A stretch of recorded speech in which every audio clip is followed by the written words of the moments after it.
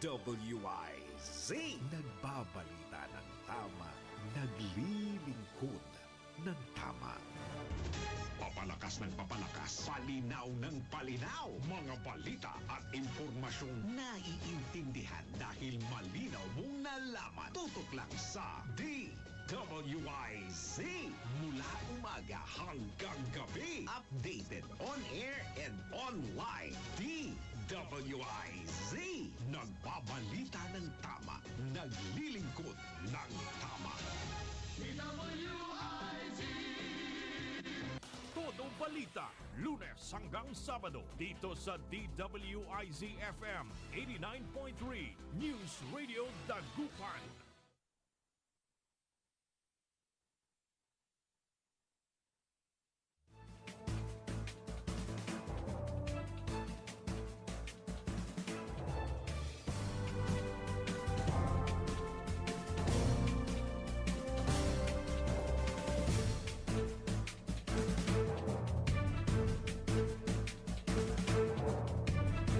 Good morning mga kaibigan. Naimbag na bigat, kanya yung amin na po.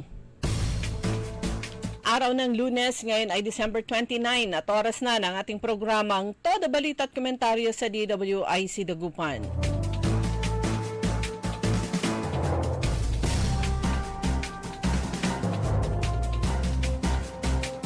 Muli tayo ay magkakasama-sama hanggang alas 6 ng umaga.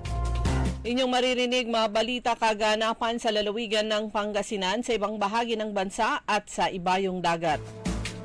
Ang inyong katoda balita, ako si Liway, Manantan, Iparagire. Ang aking partner si Kaaron Susan niya daw. At sa technical kasama natin Kaaron Edwin Inong.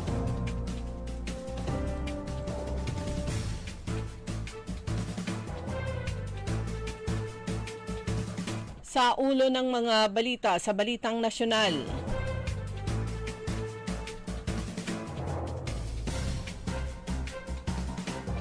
Cabral handa ng ikanta lahat bago pumanaw ayon kay Senator Lacson. Todo Balita.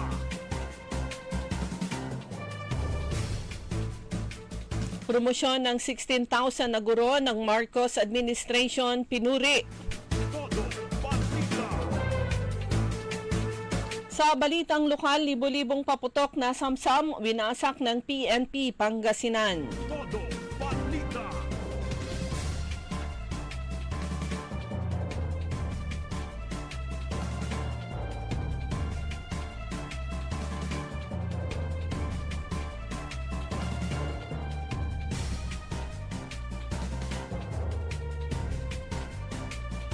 Sa balitang pampalakasan, Heidelin Diaz proud sa Philippine weightlifting team sa SEA Games. Todo Balita.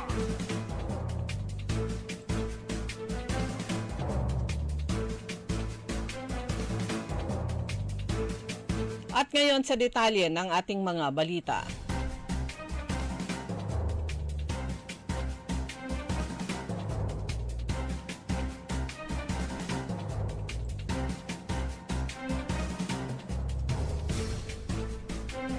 Naniniwala si Senate President Pro Tempore Panfilo Lacson na naghahanda na si dating Undersecretary Catalina Cabral ng DPWH na sabihin lahat ang nalalaman sa kontrobersyal na flood control projects bago ito pumanaw.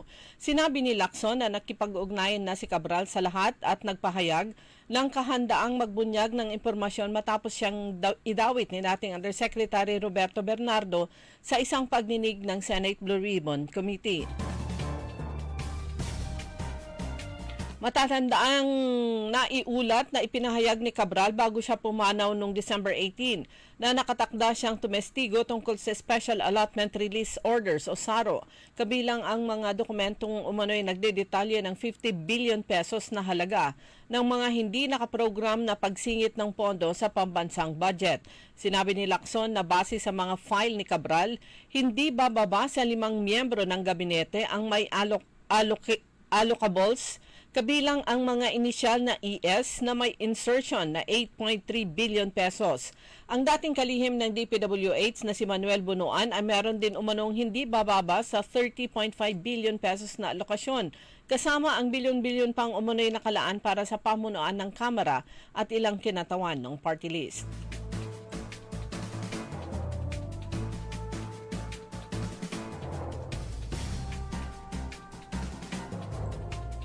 Isang malinaw at konkretong aksyon ang pagtugon ng administrasyon sa matagal ng hinaing ng mga guro ang promosyon ng 16,000 na guguro sa bansa. Sinabi ni Dr. Jose Antonio Goltia, Chairman Emeritus ng 4 na makabayang grupo, malinaw na may direksyon ang pamumuno ni Pangulong Ferdinand Marcos Jr. na magreresulta hindi lamang sa usapin ng ranggo o sahod, kundi pagkilalang matagal nang inaantay ng mga guro. Sa pag-alis ng backlog, ipinakita ng administrasyon na umaandar ang sistema, hindi puro pangako. Ayon kay Goitia, may malinaw na direksyon ang pamahalaan na ayusin ang matagal nang hindi naaayos.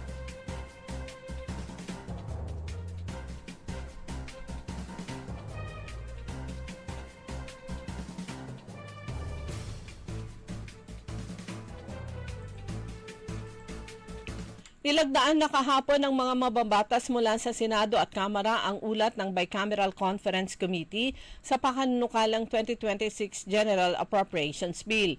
Pinangunahan ni Senator Sherwin Gatchalian, Chairperson ng Senate Panel on Finance, at ang kanyang counterpart ni si Representative Mika Swansing, Chairman ng House Appropriations Committee, ang signing na ginanap sa Philippine International Convention Center. Inabot ng mahigit 4 na buwan ang pagtalakay sa panukalang 6.793 trillion pesos na budget na nagsimula noong August 13 nang formal na ibinigay ng Executive Branch sa 2 kapulungan ng Kongreso ang kopya ng National Expenditure Program. Sinabi ni Gatchalian na mas binigyan ng malaking alokasyon para sa 2026 ang sektor ng edukasyon, kalusugan at agrikultura.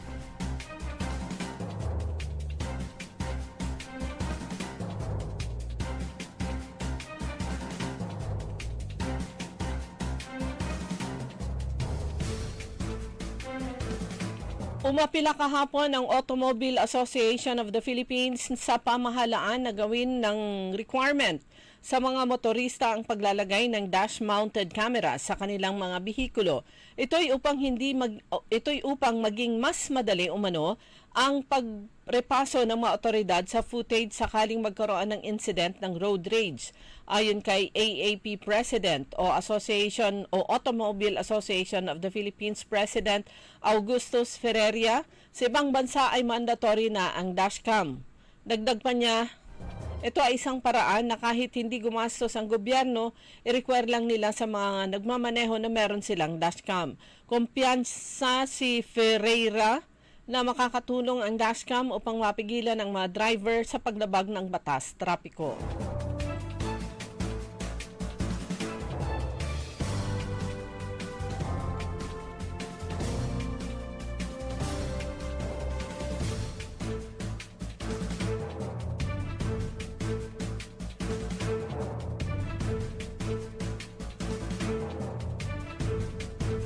Pinangunahan ni Director General Gregorio Pio Katapang Jr. ng Bureau of Corrections ang oath-taking at donning of ranks ng 9 na bagong na-promote na opisyal. Ito ay kinanap ng Sabado ng hapon sa conference room ng Bureau of Corrections sa Muntinlupa City. Ipinagdiwang ng mahalagang kaganapang ito na ang profesional na pagsulong ng mga dedikadong opisyal na ito kung saan 7 ang itinaas mula sa ranggong Corrections Superintendent patungong Corrections Senior Superintendent. This is your moment, but it is also a call to all of us to continue striving for excellence, to support one another, and to foster environment where everyone can thrive, pahayag ni Katapang.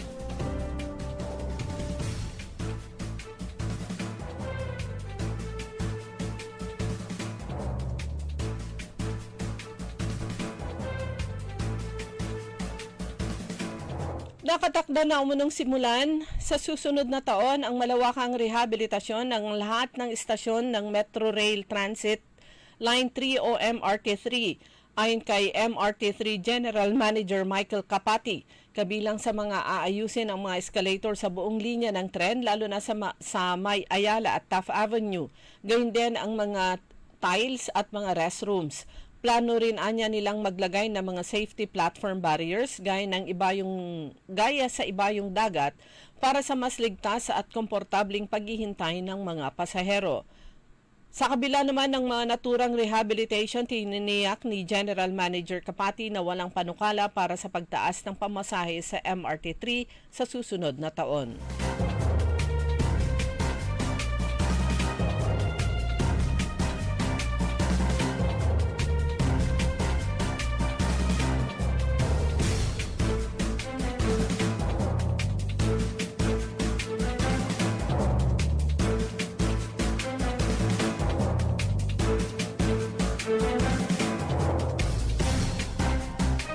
Dumako naman tayo sa mga balitang lokal.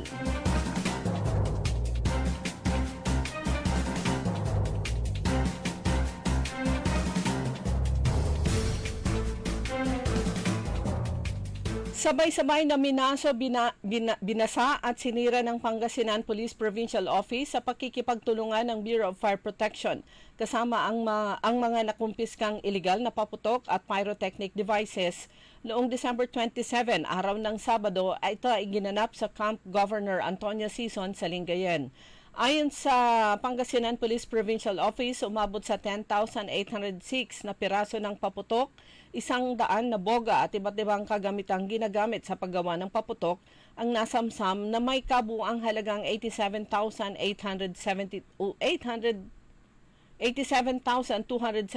pesos. Ang mga ito ay nakumpiskan sa iba't ibang bahagi ng lalawigan bilang bahagi ng pinaigting na kampanya laban sa ilegal na paputok. Sinabi ni Police Lieutenant Colonel Marceliano De Samito Jr., Deputy Provincial Director for Administration, mahalaga ang isang tahimik at mapayapang pagdiriwang ng Pasko sa paparating na bagong taon. Dagdag pa nito, ito rin ang mensahe ng Pangasinan Police Provincial Director Police Colonel Arbel Merculio na dapat iwasan ang mga ipinagbabawal na paputok at paigtingin ang operasyon laban sa ilegal na paputok.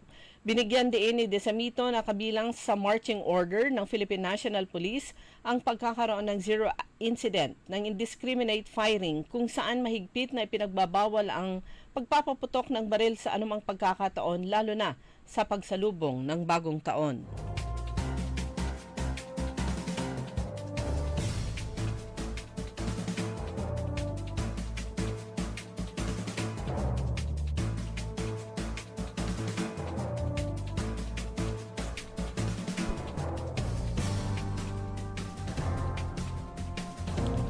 Nagkaroon ng intimate na salo-salo at pagdiriwang ang pamilya ni five-time Speaker Jose De Venecia sa pangunguna ng kanyang asawa si Congresswoman Manay Gina De Venecia ng pang-apat na distrito ng Pangasinan. Ang nasabing dinner na ginanap kagabi ay bahagi ng pagdiriwang ng ika-9 na kaarawan ni former Speaker Jose De Venecia Jr. Samantala sa kanyang Facebook, ipinahayag ni Congresswoman Manay Gina De Venecia na sa pagdiriwang ng ika-9 na kaarawan noong December 26 ni JDV,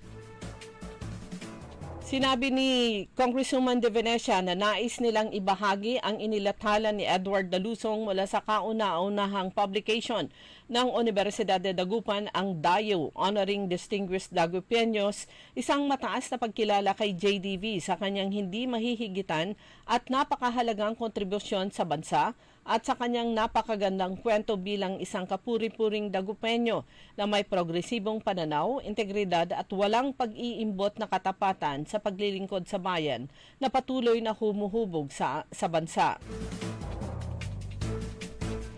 Ang nasabing intimate na dinner kagabi ay dinaluhan hindi lamang ng pamilya ni JDV kundi ganun din ng kanilang mga kamag-anak at mga malalapit na mga kaibigan.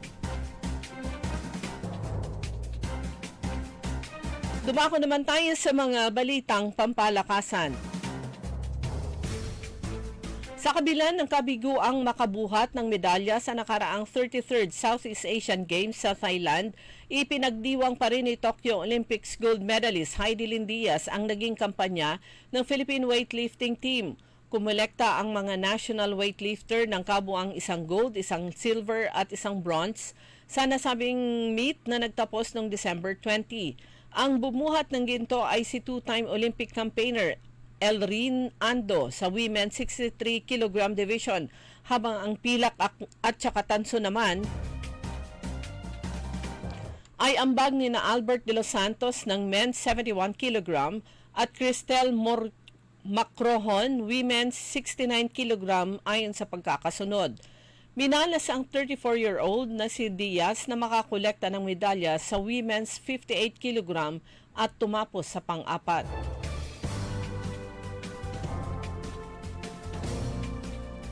Walang inatrasang laban ang Pinoy athlete sa katatapos na 2025 Southeast Asian Games na ginanap sa bansang Thailand. Nagkasya man sa ika-6 na pwesto ang Team Philippines sa overall medal standings, maituturing pa rin itong tagumpay. Dala ng pambansang delegasyon ang kabuang 50 na gold, 73 na pilak at 154 na tanso na bunga ng dugot pawis na ibinuhos ng mga atletang Pilipino. Nangunguna sa may pinakamaraming nasungkit na medalya ang athletics na may 5 ginto, 7 pilak at 19 na tanso. Kasunod ang shooting na may 4 na ginto, 5 pilak at 5 tanso. Yan ang kabuuan ng ating mga balita sa Todo Balita, ang inyong tagapagbalita. Ako si Liway Manantan, Iparagire. Ang oras, alas 5:19 ng umaga. Ang balitang ito ay inihatid sa inyo ng Bingo Plus. Download Bingo Plus app now on Google Play and Apple App Store. Visit bingoplus.com to learn more. With Bingo Plus, bingo sa saya, plus sa panalo. Gaming is for 21 years old and above only. Game responsibly, keep it fun. Nararaw kiran kabaloyan. Asabilamat so panahon dan selebraan tayo so inkyanat nakatawan tayo ng Hesus Kristo. Aya so panahon dan lignaan tayo so pasimbalon ilalo at biyak na sa resubok tan gunigon iran undadalan at nunutan tayo lawas yawatan so panangaro tan bendisyon at Diyos siya manamalsa. At panagselebra tayo na Pasko, manari kumon at puso tan lignaan tayo so pakatalos, panamerdona tan panangaro at balang sinansapit. Kumon at gamoran na balang pamilya sa bendisyon, panamapalar, tan likit ya awit na Pasko, tan arapon ya balong taon. Malakit ya Pasko, tan maaligwa sa balong taon, at sikay namin. Mayor Julier Ayeres Wende. Nararaw kiran kabaloyan. Asabilamat so panahon dan selebraan tayo so inkyanat nakatawan tayo ng Hesus Kristo. Aya so panahon dan lignaan tayo sa pasimbalon ilalo at biyak na sa resubok tan gunigon iran undadalan at nunutan tayo lawas yawatan sa panangaro tan bendisyon at Diyos siya manamalsa. At panagselebra tayo na Pasko, manari kumon at puso tan lignaan tayo so pakatalos, panamerdona tan panangaro at balang sinansapit. Kumon at gamoran na balang pamilya sa bendisyon, panamapalar, tan likit ya awit na Pasko, tan arapon ya balong taon. Malakit ya Pasko, tan maaligwa sa balong taon, at sikay namin. Mayor Julier Ayeres Wende.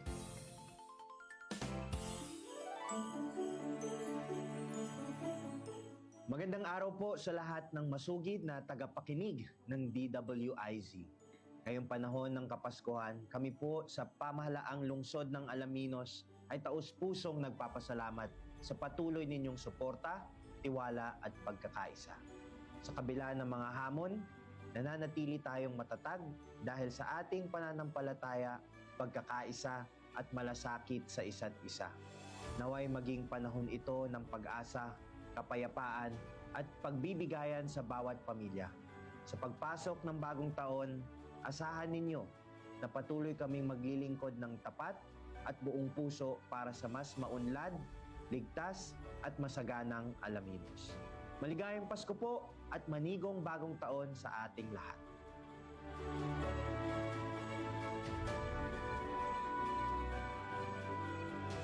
High blood, salot, milyong-milyong katao na ang namamatay sanhi nito.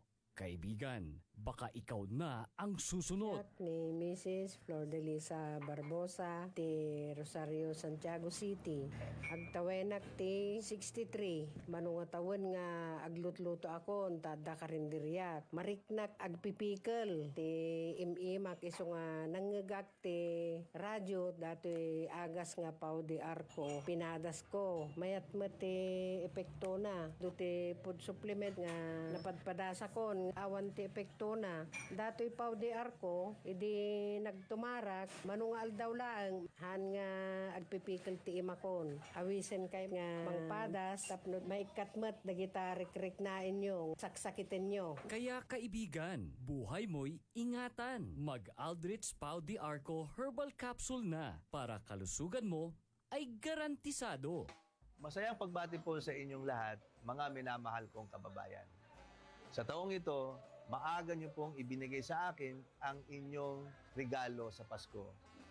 Ito ang muling pagsuporta at paghalal niyo po sa akin bilang gobernador ng minamahal nating lalawigan ng Pangasinan. Kaya naman, ang akin namang regalo po sa inyo ay ang pangakong lalo kong pagbubutihan at pagsisikapan ang posisyong ipinagkatiwala niyo po sa akin. Sa mga susunod pang taon, lalo po nating pagbubutihan kasama ng ating mga lingkod bayan ang mga programa para sa inyo. Kalusugan, kabuhayan, edukasyon at kapakanan. Naway, ipagdiwang nating lahat ang Pasko na may saya kasama ng ating pamilya at salubungin natin ang bagong taon na may pusong Pangasinense. Ipagpatuloy natin ang galing ng Pangasinan. Maligayang Pasko at manigong bagong taon.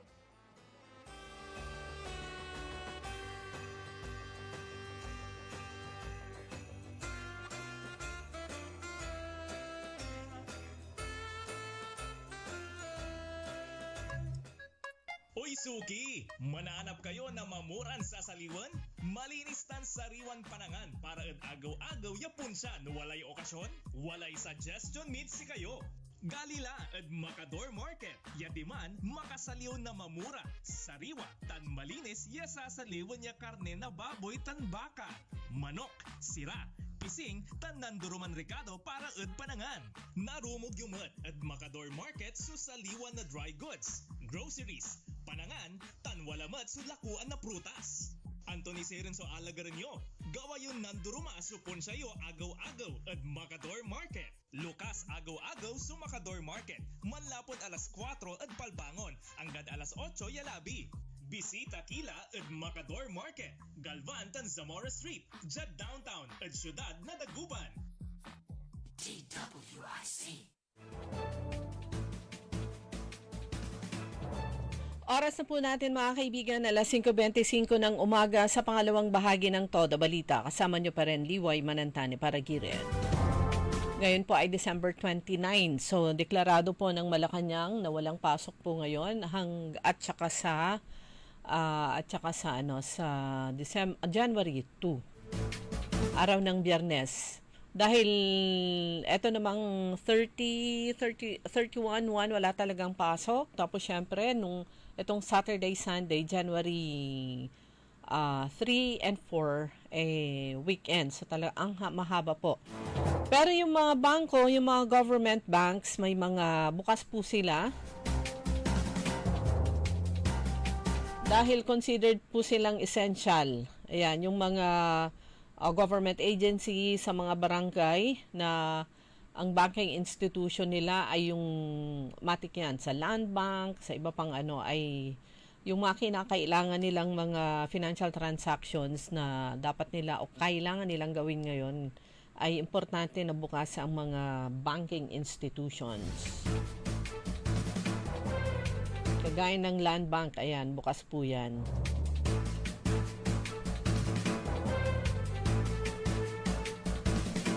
And I think meron yung ilang mga private na banks na bukas din ngayon, 29. Marami pa ring mga transactions ngayon, lalo na patapos ang taon.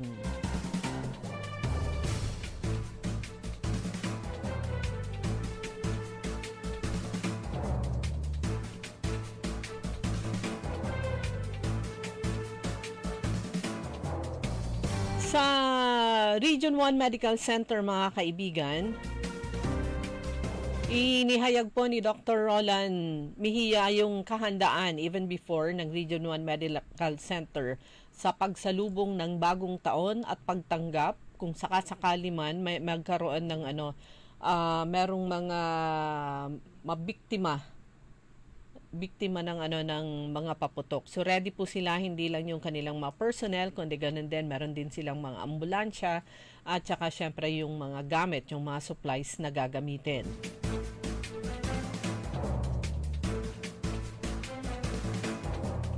Dito sa Region 1, tignan lang po natin yung data sa report naman ng Department of Health, Center for Health Development dito sa Region 1. Nitong nakaraang linggo, nakapagtala na ng 19 na kaso ng vehicular accident. Ang tawag po ng LTO dyan ay road crash. Sa pa lang po yan, December 21 hanggang 26. Road crash pa lang po yan o vehicular accidents. Wala pa yung sa incidents naman ng mga naputukan ng fireworks.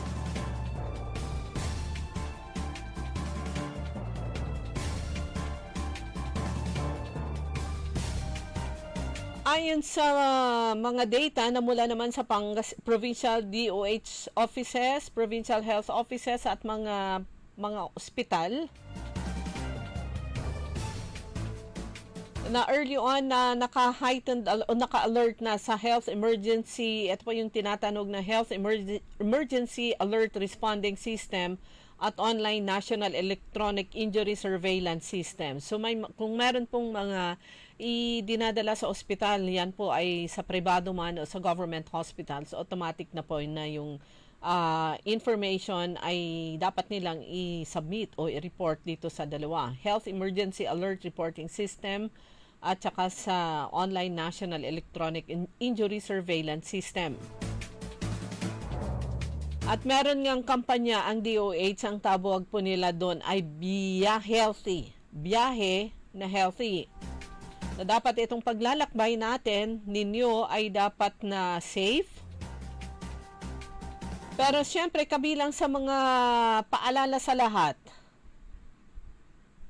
So pag motor ang ida-drive, dapat nakasuot ng helmet. Kapag kayo ay nakainom o kaya pupunta kayo sa inuman, mas maiging huwag na kayong mag-drive. At magkaroon na lang ng kasamang driver na hindi iinom. Pag pagod, pahinga muna. Yung ginagawa ho ng mga kaibigan natin at saka ng iba kapag nagda-drive sila at naramdaman nila na medyo pagod na pagod o aantukin o inaantok, tatabi muna nila at pipilitin nilang makapagpahinga o makaidlip ng ilang minuto. Speed limit, importante din po yan. Hindi yung nagmamadali, lumilipad ang sasakyan na parang hinahabol, hindi yung oras o yung kanyang kadate o ka-meeting, pag ganun parang hinahabol niya si kamatayan. So mag-ingat lang po palagi. Na dapat hindi masama sa data ngayong taong 2025. Number 1 pa rin sa road crash, involved po dyan yung mga motorsiklo at syempre yung ibang mga sasakyan. Kaya patapos na yung taon, huwag hayaang maisama-sama po kayo. Masama po kayo sa data ng taong 2025 na biktima ng road crash, biktima ng paputok. Kumbaga sa atin kasi alam na natin, we know the drill. You know the drill, sabi nga, dahil taon-taon naman yung paalala at yung sinasabi ng Department of Health na kapag passive victim ng fireworks, ibig sabihin kayo ay biktima, hindi kayo ang nagpaputok, hindi kayo yung nag-itcha, libre po yung gamutan nyo sa mga pampublikong ospital. Pero kung kayo ang nagpaputok, ay dapat magbayad lang kayo. Dapat magbayad, kayo yung nagpaputok eh. Pero ang mga local government units, yan na po yung pinaghandaan nila, yung kanilang fireworks display. At hinihikayat nila ang kanilang mga kababayan na pumunta na lang dun sa common area ng fireworks o kaya manood na lang sa fireworks display na pinagkakagastusan ng mga local government unit. Doon na lang, sama niyo mga kaibigan, mga kamag-anak, tumingala na lang at manood ng fireworks display. Sa lungsod ng San Carlos, ayon dito sa kanilang schedule, unang pagsabog ng taon gaganapin sa January 1 mula alas 6 ng gabi hanggang alas 9 ng gabi. Ito yung Fireworks Festival. Hindi lang po sa pagsalubong ng bagong taon, very important, mahalaga sa San Carlos City dito sa lalawigan ng Pangasinan yung January 1 dahil yan po eksakto impunto ang kanilang city anniversary, ang January 1. Ang sabi dito sa City Information Office San Carlos City sa kanilang Facebook page, Open Grounds, Ross Boulevard sa San Carlos City. Yun nga, ang kanilang Fireworks Festival sa January 1, 6 p.m. to 9 p.m. Dalhin nyo ang inyong mga kaibigan, ang inyong mga special someone o pamilya para naman sa nasabing yearly festivity. Dagdag pa ng LGU San Carlos, sabi dito, abangan din ang ilan sa ating mga bisita na magpapasaya sa bawat isa. Ayan, sino-sino kaya yon? Hatid naman ng lokal na pamahalaan ng San Carlos sa pangunguna ni Mayor Mayor Julier Ayo Risuelio at ni Vice Mayor Bogs Risuelio. At syempre ng kanilang mga kasamahan sa sangguniang panlungsod. Everywhere po yan, lahat ng LGU meron sila po ay naghanda para naman sa nasabing fireworks display.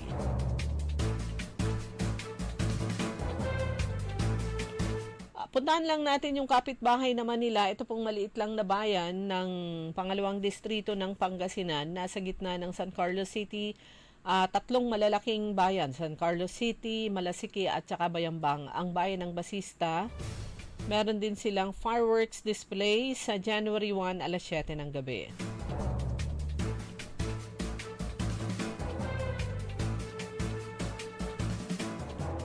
Para sa po natin mga kaibigan, alas 5:34 ng umaga, maya-maya ng konti sa magbe-break lang tayo sandali. Sa pagbabalik naman po natin ay paparinig ko po sa inyo yung bahagi ng mensahe kagabi ni Manay Gina de Venecia, Congresswoman ng pang-apat na distrito ng Pangasinan sa selebrasyon ng birthday ika-9 na po na kaarawan ni 5-time Speaker Jose de Venecia Jr. Babalik po tayo pagkatapos ng ilang paalaala. That tone check was brought to you by ACS Manufacturing Corporation, ISO certified, world-class quality.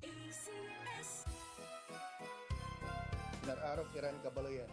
Sa bilamat, so panaon, dan selebraan tayo, so inkyanat, nakatawan tayo ng Hesus Kristo. Aya so panaon, dan lignaan tayo so pasimbalon ilalo, at biyak na sa resubok, tan gunigon, iran undadalan, at nunutan tayo lawas, yawatan so panangarutan bendisyon, at Diyos siya manamalsa. At panagselebra tayo na Pasko, manari kumon at puso tan lignaan tayo, so pakatalos, panamerdona, tan panangaro at balang sinansapit. Kumon at gamoran na balang pamilya sa bendisyon, panamapalar, tan likit ya awit na Pasko, tan arapon ya balong taon. Malakit ya Pasko, tan maaligwa sa balong taon, at sikay namin. Mayor Julier Ayo Risuelio. Nararaw kiran kabaloyan. Sa bilamat, so panaon, dan selebraan tayo, so inkyanat, nakatawan tayo ng Hesus Kristo. Aya so panaon, dan lignaan tayo sa pasimbalon ilalo, at biyak na sa resubok, tan gunigon, iran undadalan, at nunutan tayo lawas, yawatan sa panangarutan bendisyon, at Diyos siya manamalsa. At panagselebra tayo na Pasko, manari kumon at puso tan lignaan tayo, so pakatalos, panamerdona, tan panangaro at balang sinansapit. Kumon at gamoran na balang pamilya sa bendisyon, panamapalar, tan likit ya awit na Pasko, tan arapon ya balong taon. Malakit ya Pasko, tan maaligwa sa balong taon, at sikay namin. Mayor Julier Ayo Risuelio. Ladies and gentlemen, the new face of your favorite restaurant in Dagupan City. The original party place in town. The Music Warehouse Club Dagupan City. No need to go to Manila's top bars like Silo and BSK Club. Dagupan has it all. Fully air-conditioned with free entrance, free parking, and restrooms for all. Doors open at 7 p.m. Do well, live well, and dress really well. Find us at Paris Street, Barangay Pogo, Chico. Contact us at 075-522-2617. Reserve your tables now. Masayang pagbati po sa inyong lahat, mga minamahal kong kababayan. Sa taong ito, maaga niyo pong ibinigay sa akin ang inyong regalo sa Pasko. Ito ang muling pagsuporta at paghalal niyo po sa akin bilang gobernador ng minamahal nating lalawigan ng Pangasinan. Kaya naman, ang akin namang regalo po sa inyo ay ang pangakong lalo kong pagbubutihan at pagsisikapan ang posisyong ipinagkatiwala niyo po sa akin. Sa mga susunod pang taon, lalo po nating pagbubutihan kasama ng ating mga lingkod bayan ang mga programa para sa inyo. Kalusugan, kabuhayan, edukasyon at kapakanan. Naway, ipagdiwang nating lahat ang Pasko na may saya kasama ng ating pamilya at salubungin natin ang bagong taon na may pusong Pangasinense. Ipagpatuloy natin ang galing ng Pangasinan. Maligayang Pasko at manigong bagong taon.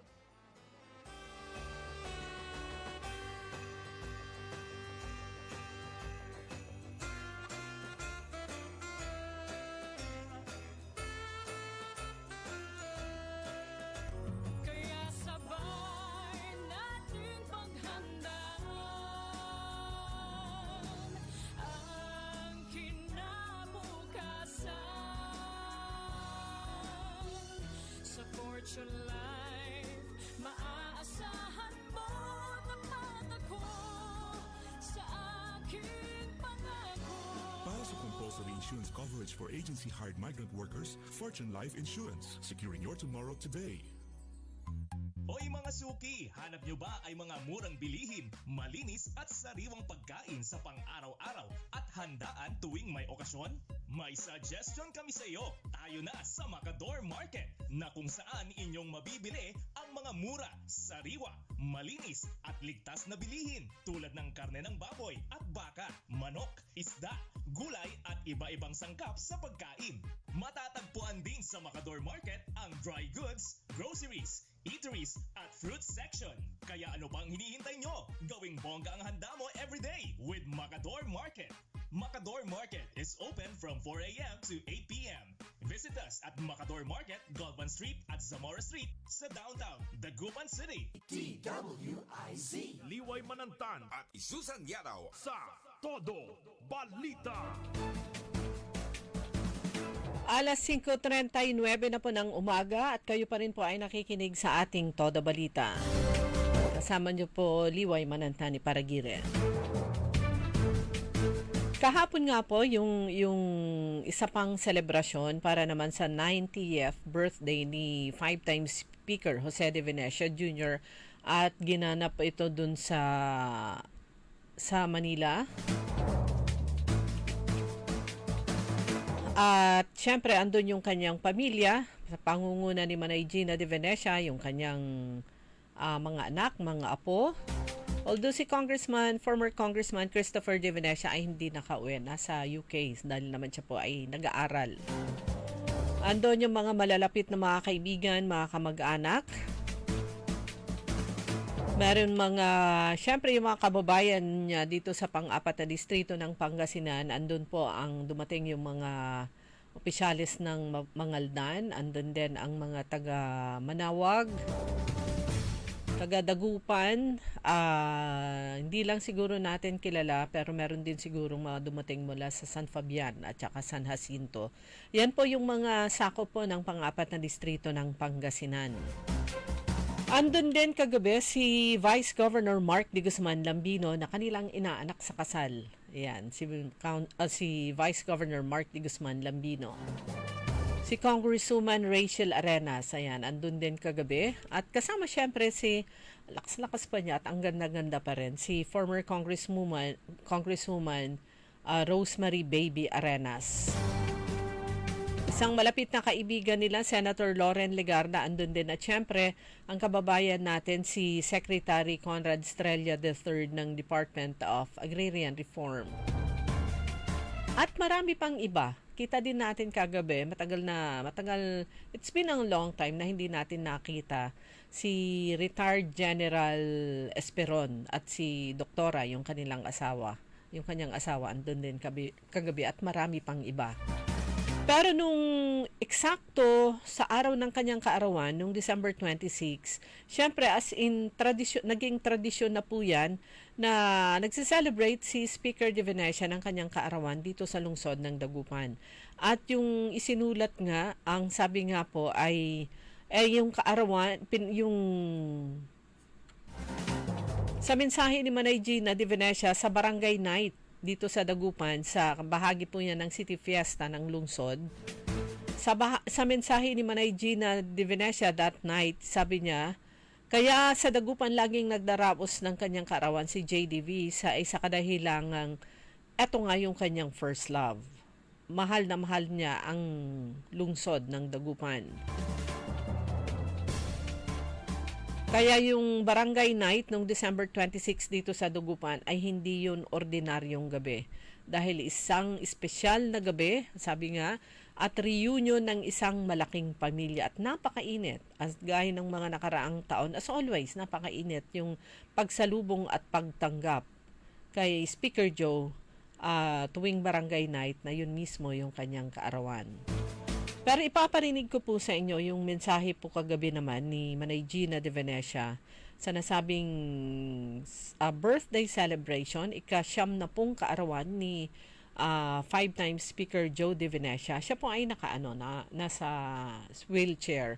Malakas pa siya pero syempre kagaya ng ibang elderly na medyo humihina ang tuhod. Pero malakas pa po siya at malakas pa yung kanyang pandinig.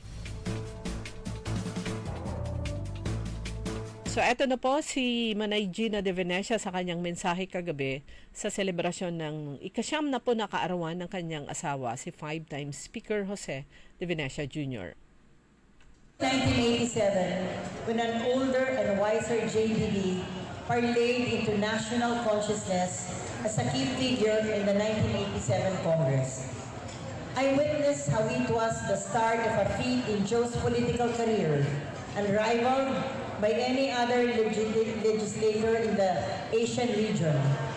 It was then that JDV became the first and only Filipino to become Speaker of the House of Representatives for 5 terms during the 9th, 10th, 12th, 13th, and 14th Congress of the Philippines. He authored over 200 economic and social reform laws throughout his fabled years in Congress. The dollar remittance program gave security to millions of overseas Filipino families. The basic conversion law transformed military camps into engines of growth, such as Bonifacio Global City and Clark. The Build, Operate, Transfer law laid the groundwork for modern public-private partnerships. The Philippine Economic Zone law opened pathways for investment, jobs, and regional development. But these are just a few of his achievements that continue to make an impact on our daily lives.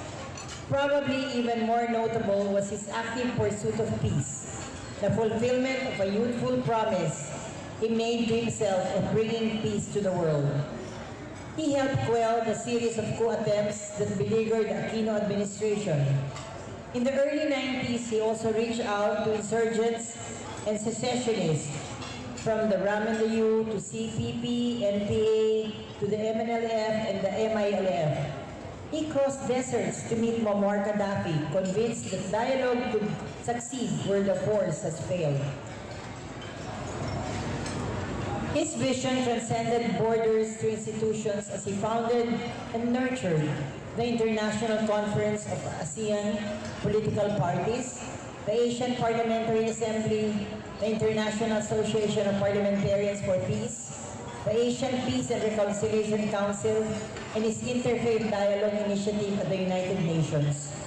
Through this, he advanced Asia's collective voice and placed the Philippines at the center of global conversations on peace and reconciliation.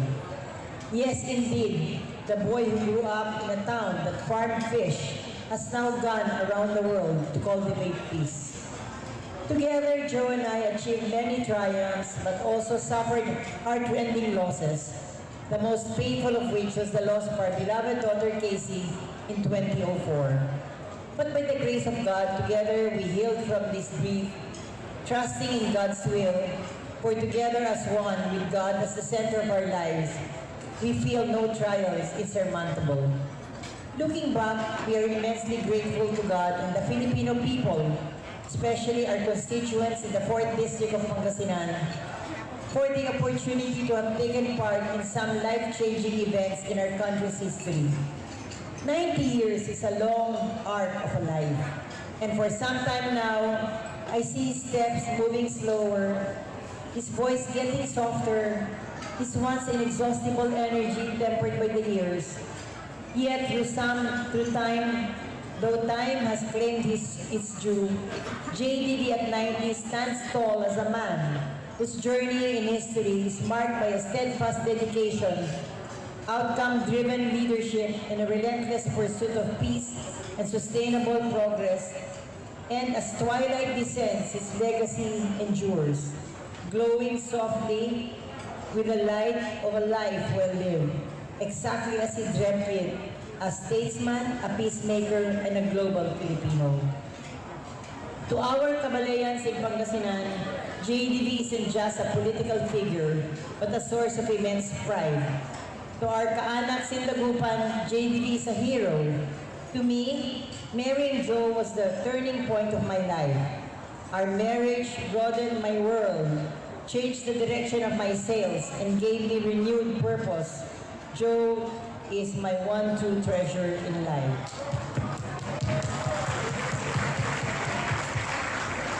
Before I close, please allow me to thank our sources of inspiration, our precious children, Lilian and Dennis Garcia, Joey and Karen de Venecia, Sandra and Mark Hayner, Leslie Norton, Carissa and Juju Evangelista, Philip and Christopher, and our dearest Casey. Our lovable grandchildren, Jaime, Lucas, Andrew, Amanda, and Carlos, Matthew and Allison, David and Nikki, Catherine and Noah, Bella and Gab, and Alexander. Your Lolo Joe and I love you very much, and we wish only the best for all of you. So yan po yung si Manay Gina de Venecia. Kagabi po yan. At nag-iisa na palagay ko hindi matatapatan ito. Nag-iisa na naging Speaker of the House of Representatives ng Pilipinas na 5 beses naging Speaker. Kung sa PBA, yung mga MVP, meron yung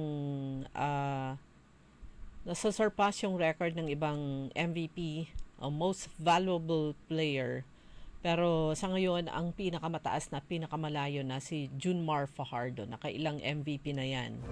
Na pwede, sa pagtagal ng panahon, sa paglipas ng panahon, pwedeng mapantayan o kaya may over yun. Pero dito sa pagiging 5-time speaker ni JDV, palagay ko hindi yan matatapatan ng kung sino mang congressman na maging House Speaker.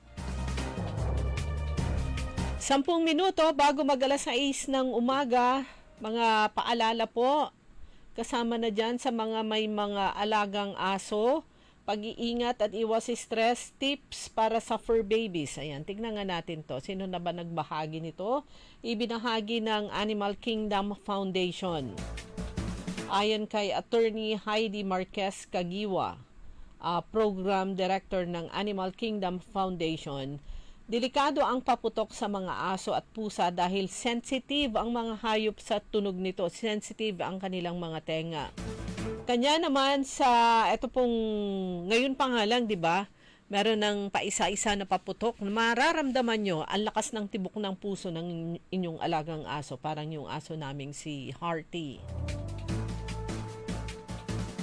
Kung meron isang lugar sa inyong bahay na medyo hindi masyadong dinig yung mga paputok, ilagay na lang daw doon yung inyong mga anak sa kwarto o kung saan man yan. So, ito namang pagpasok ng bagong taon talagang ay super duper ng ingay na yan. Dapat daw gumamit ng anxiety wraps ang mga fur parents na ibabalot sa kanilang mga fur babies para mabawasan ang stress.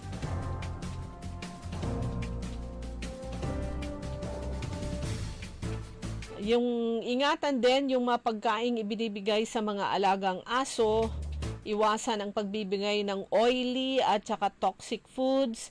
At kung sakali mang may mangyari, ay dapat meron silang contact number. Dapat meron kayong contact number ng inyong vet o kaya malapit na vet clinic sa kanilang lugar. Meron ako nabasang isa kung hanggang yung distance na ng panggagalingan ng ingay o paputok dinig pa rin ng aso. Ganun katalas yung kanilang tenga.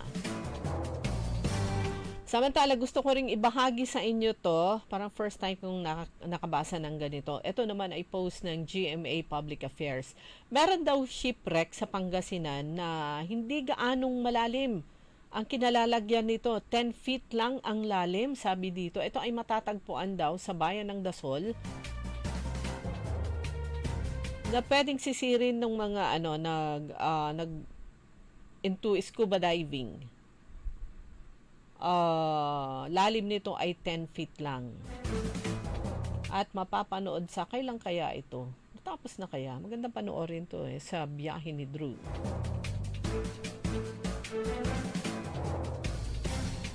Sa lungsod pa rin ng San Carlos, nagkaroon ng information dissemination ng civil registration laws, mga rules and regulations. Ito ay ginanap sa barangay. Saang barangay ito? Pinangunahan ng head ng civil registry ng San Carlos City, si Ma'am Lourdes Llamas. Pinangunahan niya yung talakayan kung saan ipinaliwanag ang kahalagahan ng civil registration sa pagkakaroon ng legal na pagkakakilanlan at sa pag-access ng mahahalagang serbisyong panlipunan. Aktibong nakilahok ang mga residente at nagkaroon din ng on-site assistance para sa kanilang mga katanungan at pangangailangan kaugnay ng civil registry documents. Saang barangay? Ginanap sa Barangay Balayong, dyan sa San Carlos City.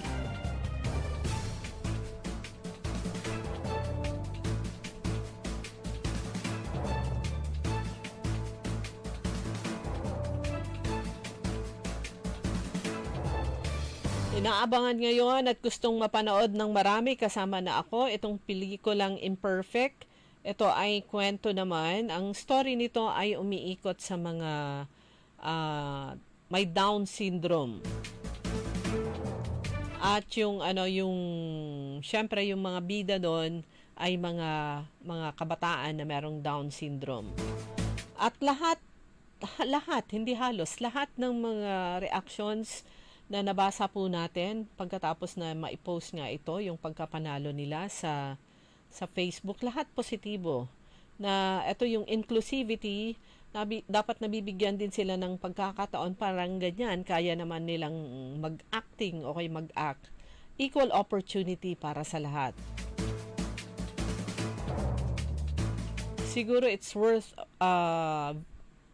viewing itong Imperfect. Kwento ng mga yun nga, nag-revolve ang kwento sa kwento ng mga kabataan na merong Down syndrome at pamilya siguro. Mahal nga lang ang ngayon bayad sa sine. Napakamahal. Pero tignan natin, baka sakaling mapapikit ako at makapanood.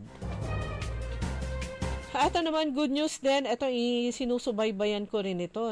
Graduate ito ng Dagupan City National High School. Magaling sa mathematics. Yung kurso niya sa Ateneo de Manila ay sa mathematics. Pero on the side, rin siya, writer ng children's book. Itong si kababayan natin mula sa barangay Bunuan Gazette, si Anjanette Cayabyab. Si Ange Cayabyab. Meron siyang, special book signing and meet and greet event sa December 30, bukas. Alas 4 hanggang alas 5 ng hapon saan ito? The Daily Coffee House. Hindi pa nahagip ng mata ko to, pero yung lugar na yan, pero sa A.B. Fernandez Avenue daw. Siguro dito lang sa malapit sa traffic junction. So, ulitin ko yung kanyang mga children's books. Pangalawang signing na niya to pang-ilang book na niya kaya ito. Yung isa ay Kukurap-Kurap, Flickery Flicker. Ayan. Kukurap-kurap yung isa naman. We are coming home. Ang Tagalog nun ay uuwi na tayo. Mga children's books yan. Ayan. Congratulations kay Anjanette Cayabyab. Graduate na rin yata siya sa college. Kahapon naman mga kaibigan, pinangunahan ni former councilor ng Dagupan si Manang Celia Lim. Nag-offer sila ng misa. Ang sabi niya dito, kasama niya si former mayor Brian Lim, sina former councilors Irene Lim Acosta, Dr. Malu Fernandez, incumbent councilor Dada Reyna Macalanda, kasama yung kanyang asawa. Ang sa post ni Manang Celia Lim, sabi niya dito, there is no greater gift this holiday season than the warmth of a family united in faith. Spending time with my children and grandchildren is my favorite part of Christmas, sabi ni Manang Celia Lim. We offered our Mass for all of you for the safety, health, and prosperity of every Dagupeño family. The true spirit of Christmas isn't in the gifts under the tree, but in the love within our hearts and the faith that keeps us strong.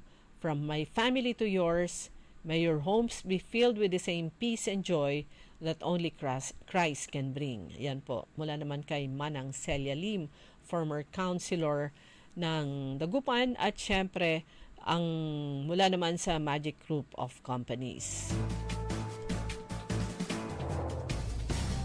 Okay, 2 minuto na lang bago mag 6:00 ng umaga.